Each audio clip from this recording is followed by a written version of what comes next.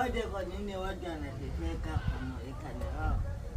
Na wote kwa nini watu wanahangaika kujiweka watu matajiri sana wakati wao hata sio wadidania? Na wote kwa nini watu wanahangaika sana kujiweka namna ambapo watu wanaweza kujifaudi, lakini wao sio uwezo huo.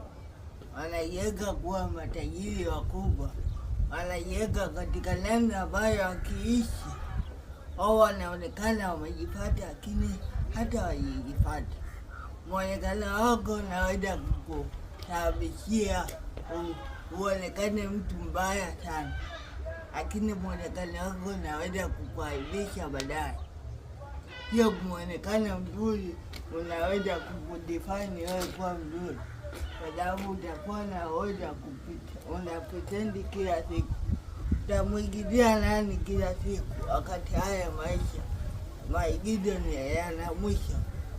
Hakuna kuigiza katika haya maisha. So ukitaka kuwa mtu ambaye utakuwa na benefit, inabidi uishi kiuhalisia. Mwonekano wako mzuri, wakuvaa vizuri, wakati hata huo uweze kiuhalisia unakikumuta kuishi maisha ya juu, lakini wewe sio maisha ya juu. Inakuwa ni ngumu sana kukudefine wewe na kukusaidia, kwa sababu utakuwa unahitaji msaada na watu watashindwa kabisa kukusaidia kwa sababu ya mwonekano wako. Jiweke namna ambapo tunaweza kukudefine wewe ni nani katika maisha.